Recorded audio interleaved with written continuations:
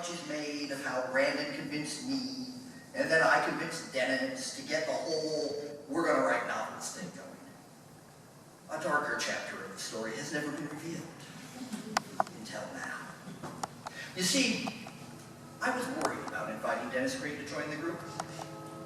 Not for the reasons Randon mentioned. And not because I didn't think he'd fit in. He and I had been friends for years, and I knew he and Randon would like each other. And not because I didn't think he'd jump in with both feet.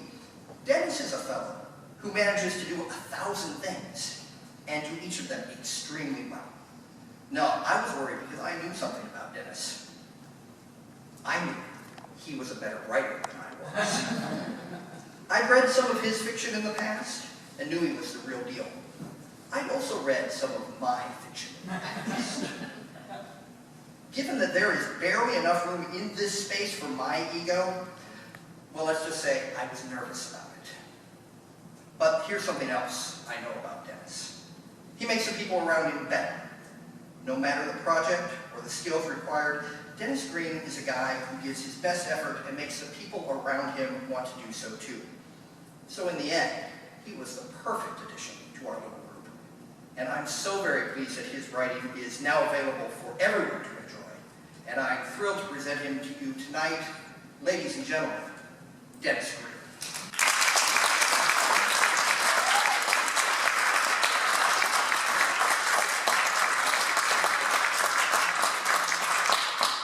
So rare that you get to hear words like that about yourself and still be alive.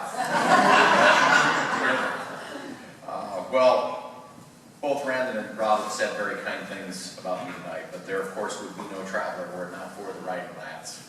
Unlike these guys, I didn't have a project on the shelf. I had just a few weird ideas that had kind of been rolling around in my head for the better part of 2 decades, and this idea that maybe someday I should try and write some of them down.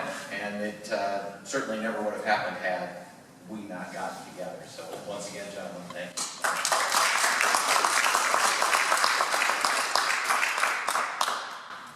What if there were uncounted versions of you on parallel streams of reality, each living some slight variation of your life? And what if one of those was trying to kill you? That's the premise of travel. Now, when I started writing this, I said that the story had been rolling around in my head for quite some time. And if you read the online story in the Gazette, I think it's going to be published here in the paper next week. The real-life genesis of this was I was working at WMTFM in the late 80s, and one day I couldn't find a CD. Now, I knew I'd taken the CD off the shelf, but I couldn't find it in the stack. And so I went back to the shelf I was sure that I pulled it off of, and it wasn't there. And I went back to the stack, looking for it again, the little stack sitting on my control board, and it wasn't there. And I turned around and something else, and I looked back, and there it was. And I thought, and how many times has that happened to you? You've lost your car keys, and you're sure you looked in the pocket of your jacket, and they aren't there, and then all of a sudden they are there. And I thought, what if every day we move through slightly different versions of reality? What if it's reality? What if instead of it's our imaginations that can change, it's reality that changes, and it's us, our personalities, our essence, that is the constant between all the different realities. And that was how travel came about. This is pretty heady stuff. And as I was working on the book, I had always called it straight sci-fi. But as the process went along and the other lads had a chance to look at it, and then my publisher, Karen Mative from Embedzi Publishing, had a look at it. She said that it's really, it's not straight science fiction. It's really more of a thriller. It's there, the mystery, and of course the lead character is a policeman. And thank you so much to Randon. I never would have been able to finish this had I not had an actual ex-cop to bounce things off of. And yes, there are sci-fi aspects to it, but it's really more of a thriller. And I guess that shouldn't have surprised me, because the very first books I read, when I first started reading for pleasure, as an elementary schooler, were mysteries, like the Hardy Boys. Or does anybody remember Alfred Hitchcock and the Three Investigators? I'd either be one. But then I discovered sci-fi and read nothing but science fiction for the next 35 years. And then I put science fiction away completely and read mysteries. Only mysteries for the next 10 years. And finally then kind of got back to where I was kind of doing both. So I guess it's no surprise that if I wrote a book, it would have sci-fi aspects, it would have mystery aspects, it would have thriller aspects. So it's kind of a mashup of everything. So if you enjoy any one of those genres, I hope that Traveler is something that you'll enjoy. I'm going to read just a little bit from the middle of the book because, like Rob, I'm tired of the first chapter. Although the first chapter did get me into the Writing Lads, so I'm very grateful for that. So I shouldn't spoil things too much to know that our hero, who is a police detective named Trav Becker, has discovered that he's been slipping from one parallel reality to another. They are very similar, but in other ways they're also very different. In particular, his personal situation is dramatically different in each. In the scene I'm about to read, a shaken Trav has just been hauled in to meet with a local crime boss, a Russian expatriate named Anton Karol, where Trav learns that the version of himself, Trav, who has inhabited the particular stream of reality where Trav now resides, may not have been as honest and upstanding as Trav has always believed himself to be. Trav is being escorted from the meeting, which was in a seedy Russian bar that Karol owns called the Kremlin, by one of Grimson's thugs, a hulking leg breaker named Bilo Grimson. I followed Bill back out through the club. He opened the front door and motioned for me to precede him, then followed me out. There was no cab waiting. I turned to ask Grimson where the cab was, just in time to see him reaching inside his jacket. Do you think I'm stupid? What do you mean? Accusing me of going behind Mr. Karol's back. Mr. Karol thinks he will be of some use to him. I do not. Grimson's hand was still in his jacket pocket, as there were a few people smoking near the Kremlin's door. He inclined his head to an alley between the Kremlin and the next building over. I think Mr. Karol will be upset if you kill another one of his employees. I will tell him your mysterious shooter had better end this time. He gave me a wolfish smile. Thank you for mentioning that. It makes things much easier for me. He motioned again to the alley. I knew Grimson didn't want to shoot on a public street, but I also knew he wouldn't hesitate if I went for my own gun. But before we could take 2 steps, a cheerful voice sounded from behind us.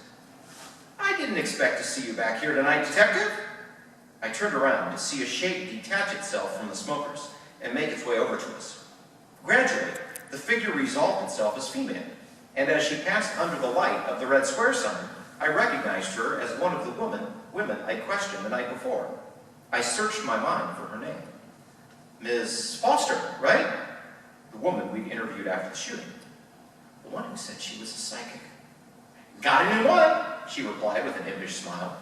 She wore a shimmery thigh-length tank top with black leggings. The spike heels of boots that hugged her calves almost to her knees click-clacked on the cement as she walked toward us. She looked from me to Grimson. Am I interrupting something? No, I said. The group she'd been standing with had turned and were now watching us. I took the opportunity to back away a little from Grimson. Bill here was just calling me a cab. Oh, my car is right over there. Can I give you a ride? She linked arms with me without waiting for an answer. Sure. I looked at Grimson, then over at the group of potential witnesses. We're done here, right? Grimson followed my gaze, totaling which of the smokers were the Kremlin regulars who could be counted on to keep quiet, and which ones would probably cooperate with police in the shooting death of a fellow cop. Not liking the odds, he pulled his hand back out of his pocket, empty, and used it to smooth his thinning hair. Done? No. But we can finish later. I'll look forward to it. I quickly took Miss Foster by the elbow and walked her, a little too quickly, in the direction she had pointed. After a few paces, I chanced a quick glance over my shoulder.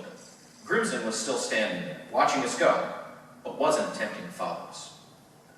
Her car was across the street. She stopped in front of it, digging in her small purse for the keys. I looked up and down the street, trying not to let my nerves show. She finally found her key fob and beeped open the locks. I opened the driver's door for her, then quickly strode around to the passenger side, sneaking one final glance at Grimson before I slid in. She started the car and pulled into traffic. Fortunately, her car was facing away from the bar, so we wouldn't have to pass in front of Grimson. The temptation might have been too much for him. When I felt I could breathe again, I said calmly, "I appreciate the ride, Miss Foster. You can call me Morgan. And I think it's okay to use the first name of the person who just saved your ass." "What do you mean?" "I have eyes, Detective." She glanced away from the road long enough to give me a withering look.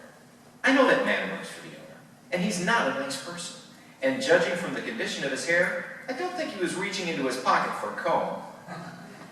You can call me Trav. And if you knew things were about to get dangerous, you shouldn't have interfered." "Oh, please. What was I supposed to do? Let him drag you into that alley and shoot you?" "That kind of thing only happens on cop shows," I replied with a little more confidence than I felt. "I'm sure it wouldn't have come to that." "Right. Look, I'm sure you had the situation well under control, but me jumping in quieted things down, didn't it? Or would you rather have had a gun battle right there on the sidewalk?"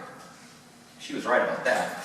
Grimson had been so distracted by her flouncing up and taking my arm, it had diffused the situation in a way I never would have been able to do. "You're probably right. I know I'm right." Her smile came back. "If it makes you feel any better, I won't repeat the save your ass part when I tell this to all my friends." "Fair enough." We rode in silence for a few minutes. After a bit, she cleared her throat. "Okay, I have a confession to make." "You do?" Yes." She looked at me uncertainly. "It's possible that scene weirded me out a little more than I'm admitting." "Well, that's not surprising unless you do that kind of thing often." "God, no. But now that we're away from there, I just realized..." "What?" "I have no idea where I'm taking you." We looked at each other and burst out laughing. "Central Station will be fine," I said when the outburst had died down to a chuckle.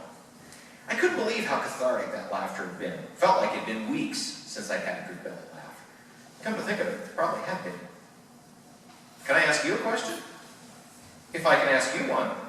I shrugged in assent, then started in. "You know who and what Carl is. You look too smart to be hanging out at a place like the Kremlin. But there you are, 2 days in a row. Lucky for you, I was. You won't get any argument from me, but it wasn't like you showed up there because you knew someone would need to be rescued." She looked over at me quickly, with an expression I couldn't read, then returned her focus to the road. "How do you know?" "What do you mean?" "How do you know?" "Know what?" "That I didn't show up because I knew someone would need to be rescued." "Now you've lost me." "I don't think so." We caught a red light. She eased the car to a stop and turned to face me. "Sometimes I get a feeling that there is some place I need to be. Sometimes it's that bar. And every time I listen to that feeling, something happens later that proves it right. It might be something as simple as finding someone's car keys and returning them. Other times..." "You mean besides tonight?" She nodded. "A couple of weeks ago, I was standing next to this couple. I don't know if it was an online dating thing or what, but she kept telling him that she needed to leave, and he kept a hold of her arm. I could tell she didn't like it, but she obviously didn't want to make a scene. So what did you do?" A mischievous look came into her eyes. I kind of spilled my margarita all over him. He was wearing this expensive cashmere sports coat. He dashed into the bathroom to clean it up, and while he was gone, she ducked out. I had this feeling that if I hadn't been there, things would have turned out very badly for her. "I remember you said you were a psychic." She nodded. "But that doesn't mean I believe that you're magically drawn to that bar to save people." "Oh, yes, you do." The light had turned green. "I do?" "Of course," she said, ignoring the car behind us. "Why?" "Because you're a traveler, that's why." Before I could reply, there was another honk, louder and longer. Morgan let out a snort of frustration. "Hold your damn horses!" She jumped on the gas pedal and we lunged through the intersection. She squinted ahead and gave a little sigh of satisfaction when she saw a parking spot in the next block. She pulled into it and put the car into park, but left the engine idling. Freed from having to focus on driving, she turned and looked at me expectantly. "A traveler?" "Yes." "What do you mean?" "Oh, for God's sake, it's as plain as day. Anyone can see it. You're from a different plane. I knew it as soon as I saw you last night." "Plane?" "Plane of reality." dimension, parallel universe, whatever you want to call it. You started in one reality, and then you traveled here. I've been calling them streams. Whatever.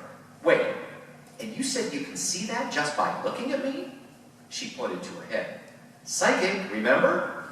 Your aura is a totally different color than anyone I've ever seen. Holy crap. I sat there for a long moment, trying and failing to digest what she had just told me.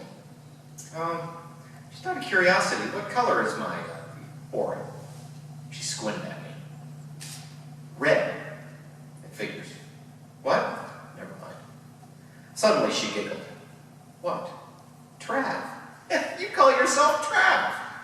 So? You're a traveler. Trav is the traveler. Yeah, funny.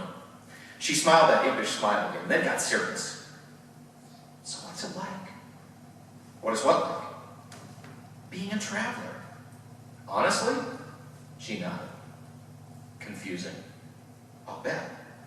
Is it different where you came from? Only for me.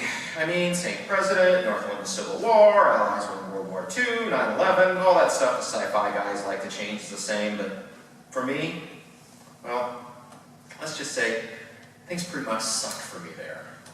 How so? I was ready to get fired. Girlfriend had broken up with me. My partner was dead. Oh my God.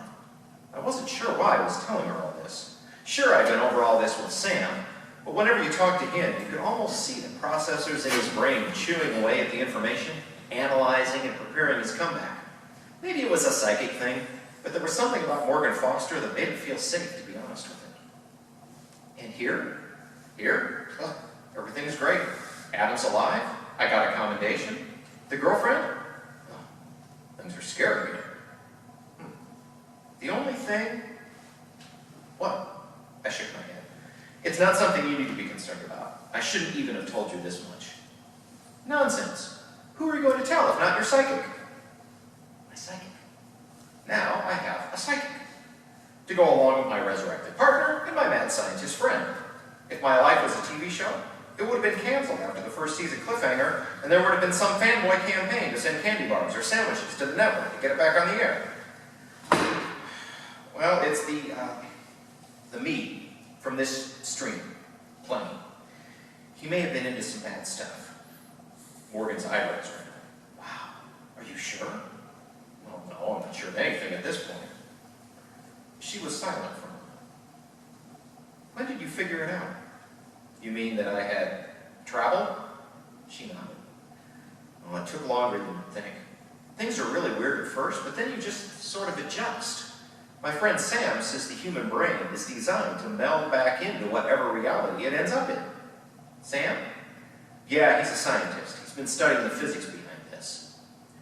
It's kind of a coincidence, isn't it? He's studying it, you're living it. That's what I thought. But he swears he doesn't have anything to do with my situation. Morgan pondered that for a moment. You said the you on this plane was into some bad stuff. Yeah, that was what the scene at the bar was all about. Good old Bill doesn't think I'm playing straight with his boss. And were you? Of course not. I don't even know what's going on. And the Trav from here isn't going to be any help. What do you mean? Well, he's dead.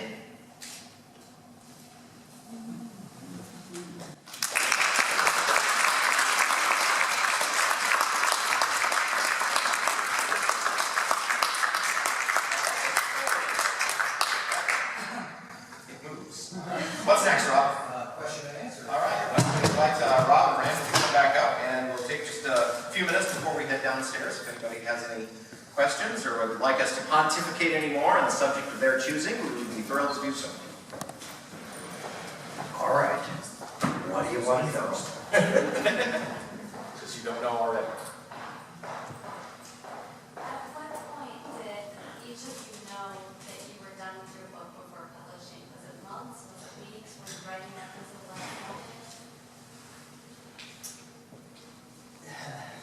Well, interestingly enough, I just read Murder by the Slice for the first time all the way through, and might do one more edit. That's the joy of self-publishing. This edit would be like, maybe was not work. right, that sort of thing. Yeah. But I do think that that is one of the, because Randon and I both self-published, if you'll pardon our sort of gallows humor, because we felt we were writing on deadline. There is that moment that you think, well, that's as good as it's going to be right now. We're going to go ahead and pull the trigger on it. But for you, it's a little different. Well, I was lucky enough to find a small independent publisher to work with in Betsy Publishing. They work with about 12 different authors, many of them right here in the Cedar Rapids area. In fact, several others are going to be appearing next week at the Iowa Sci-Fi Convention. That's Dana Beatty from the executive committee back there. And if you have any questions about that great event, he will be happy to answer them a little bit later on. That's right. Yeah. He's still not sure who he's got coming to his convention. So there was a point where I had to be done. But I think that we knew pretty much. I mean, we wrote through to the end, and we said to each other, "This is it." I think we completed the projects. Now, of course, the same. I've gone through and read through it again, and I'm actually starting to work on an audiobook version of mine, which is insane. The idea of doing the recording and the directing and then doing all the post-production is, let me just put this, an author who directs his own audiobook has a fool for a producer. But the first thing I did was, and the book was done, and we had gotten our first draft, our first copy, hard copy back, and Karen was looking at it and was just giving it a final look-see and found a couple of little italics things at the end, and she said, "I think it's ready to go." I said, "Well, I just found 3 typos in the first 2 chapters." So that put everything back by about 3 days because we had to do another section. But I will tell you that when your publisher says, "Here's the final book block, no more changes," that's when it's done. For me, I've always planned to do 3 drafts, at least 3 drafts. And after I finished the 3rd draft, it didn't feel quite right. So I had my wife read it, and she liked it. But she said, well, maybe something's not quite right at the end. So I kind of polished up the last few chapters, and then it was almost magical because I came up with what felt just perfect for the ending for me. It was, I said, wow, there's a symmetry between the first chapter and the epilogue, and it just felt right. And I don't really know how to describe it. It just really did just feel perfect. I didn't, like Rob, a few little typos here and there I was fixing, but I just knew the story had come to an end. And the same with my second book. I've actually written the end of my second book, but there's like the middle 10-15% that I've got to actually finish up, which is kind of a weird way to write. But there was just so much research involved in that middle part. I'm going to skip over that and see how it ends, and then it will inform that middle part. Question for you. I was wondering who your favorite authors are. You should start. Current authors I really like Lee Child, Michael Connelly, Robert Grace, but I also like Richard Adams wrote Watership Down. To me, that's the best book ever. And Octavia Butler for sci-fi, I love her stuff too. It's some of my favorites. How much time do you have? I grew up on the classic sci-fi, Robert Heinlein, Isaac Asimov, and then like I said, I detoured into mysteries. Harlan Coben is somebody I like to read a lot these days. J.D. Robb, the pen name of Nora Roberts, we were talking about her before the event started. Big fan of Iowa's writers. Max Allan Collins is a favorite of mine. I love his Nate Heller series. And Ed Gorman, we had a chance to hang with those guys last night at Mystery Cat Books, which was a huge honor. And John Scalzi, also in the sci-fi realm, who just won the Hugo for his novel Red Shirts, which is a pastiche on Star Trek, which is just clever as all hell. So those of you who are kind enough to read my reviews in the Gazette know that I'm the literary fiction guy among the 3 of us, which is why they always make me use smaller words in Murder by the Slice. So I always tell people that my favorite living American author. That's how granularly I have it divided. My favorite living American author is Richard Powers, author of The Golden Bug Variations is probably my favorite book. But when it comes to books like Murder by the Slice, my hero is actually the great Lawrence Block. I call him Larry. Lawrence, Because you can. because I can, because he likes my posts on Facebook.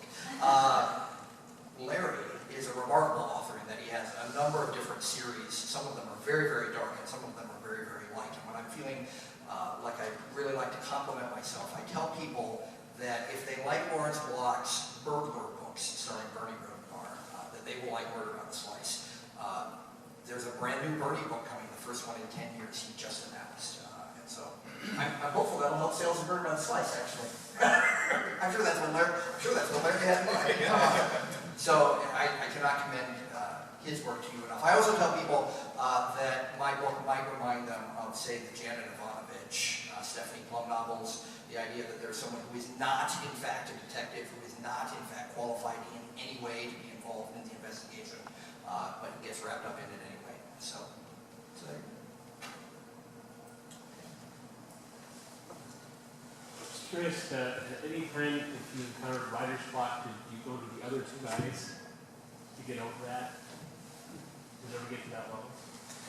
Well, I always tell people that I didn't know. Well, I told you that the new book is 50,000 words of plot-free goodness. Murder by the Slice. The reason that Murder by the Slice has sat in a drawer for 16 years is because I'd written 5 chapters, and Ed Gorman had told me that they were good, and I had no idea what happened next. No idea what happened next. And that turns out to be a bad scheme for a mystery novel.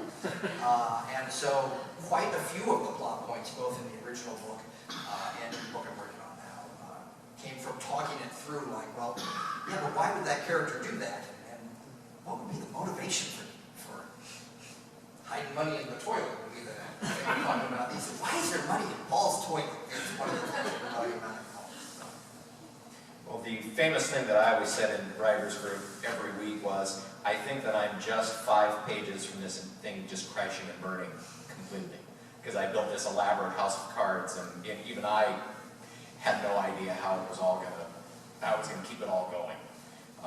But that was the other, that's the other nice thing about, about working in the group, is that we could talk those things through, and I think it made all of it look stronger.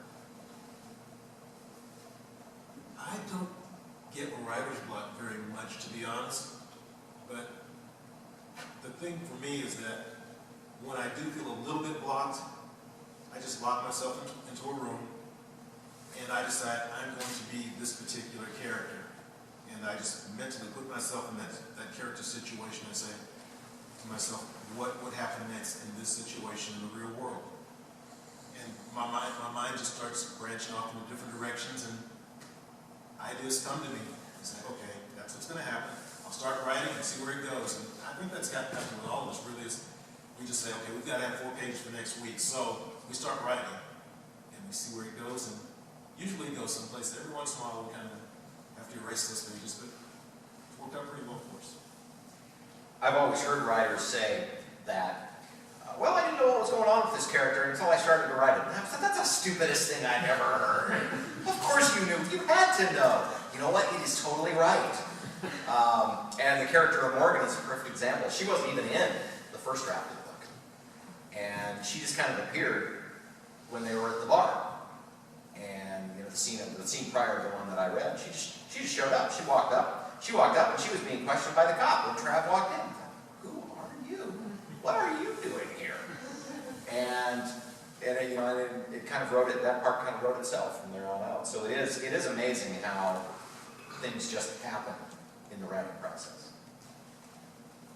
Yeah, the sort of consensus favorite character in Murder by the Slice, not for everybody, but for a lot of people, is an 80-year-old woman, 80-something-year-old woman named Mrs. Lopshire, who Paul goes to church with, and that's how she ended up in the book. Paul was going to church, and I needed something to say about him going to church, and so I started describing his pew mate, Mrs. Lopshire, and the next thing I knew, it has been suggested that maybe she is more interested in Paul Chambers than she was. So, there you go. Anything else? Well, thank you all again for coming. We're all going to head Our